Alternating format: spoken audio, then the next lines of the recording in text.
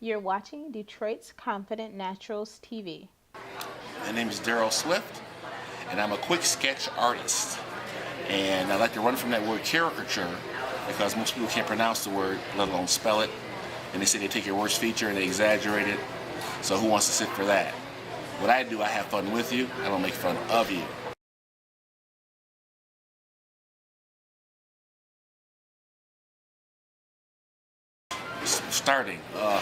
I've been drawing all my life as a kid. And when I came up, there were no video games. You had to use your imagination. Imagine that.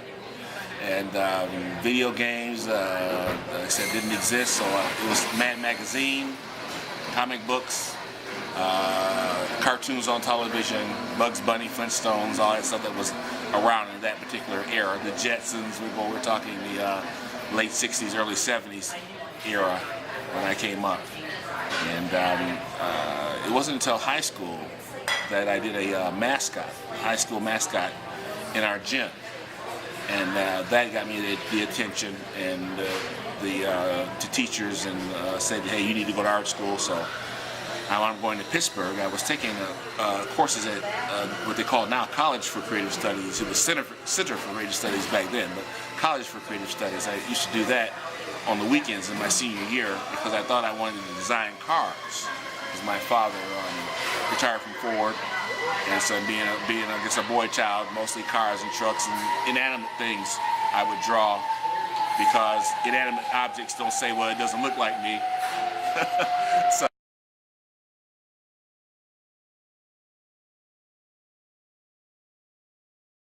it wasn't until I went to college until I learned to get into people. I had a kid that was in my class in my freshman year of college who worked at Busch Gardens in Virginia. He did caricatures, and I was fascinated. He was doing sketches right there in the class and doing the other students and the teachers and what have you. And I was fascinated of how he did that. It really literally looked like magic, how this guy could take an ink pen and just draw something without pencil, without seeming to even think about what he was doing.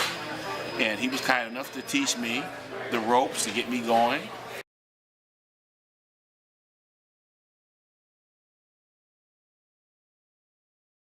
And we also had the dean of the university, a gentleman by the name of John Johns. How about that for a last name? John and then Johns with an S. He was the dean over that area, over the art area, and he also taught the kids. And in Pittsburgh, where I went to school, they have an event every year called the Three Rivers Arts Festival. Once again, the Three Rivers Arts Festival. And that's how I got started doing sketches. And they would have a book where you could do private events that people wanted to have a sketch artist at their home. And at that time, in Pittsburgh, people really understood caricature and wanting caricature artists. Unlike, it wasn't really that way here in Michigan, but in Pittsburgh, you didn't have to sell as hard. People wanted what you did. And by the time I graduated, I was doing this full-fledged as I didn't consider it a business then. It's just what I was doing. But I came back to Detroit in 1985. I graduated in 1985 from the Art Institute of Pittsburgh. Once again, Art Institute of Pittsburgh, which is affiliated with the University of Pittsburgh and Duquesne.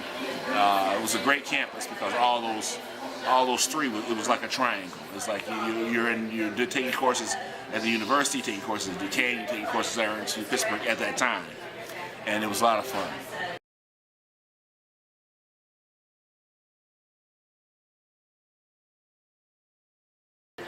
Coming back to the city of Detroit, I started interning with the Free Press and the news in the Free Press. I started doing TV guide covers.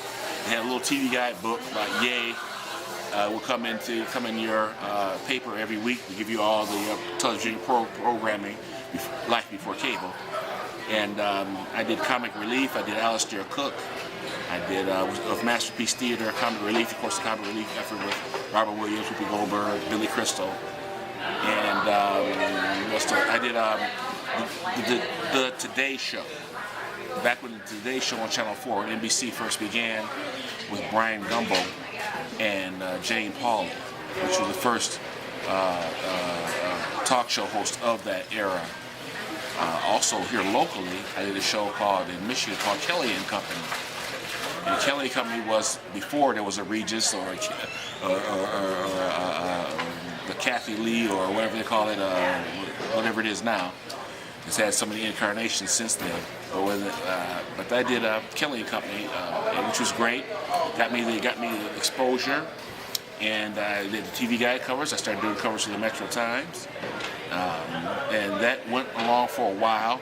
Unfortunately, when the news merged with the Free Press, all of the interns were laid off, and so it was that point where I said, especially going into the late '80s, early '90s, which was a very prosperous period here in this country, to try this on as a living, try this on as an entrepreneurial endeavor, and that's when I started to do this, focus on this for an absolute living. And in the '90s, of course, the money was there. People were very open-minded, and there was jobs still.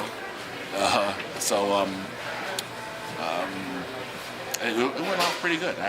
I work with event planners, party planners, and wedding planners, and that's how I make my living. I don't do fairs, don't do festivals, events like that, because in fairs and festivals, you have to pay for your spot in advance, which is excess of at least $500 at least. So you're already starting in debt, and you're out and you're open to the public. You have to I guess you say, get the people to sit down and be interactive and get them to pull them out of what they're doing as they're walking by yours display and everybody else's display. And that's a lot of hard work. And then at the end of the day, you have cash money on you, and where your booth is nowhere near where your car or truck is. So I would strongly suggest that you have somebody come help you pick up that money, or somebody else will. So I never got into that element. Stay tuned to watch part 4.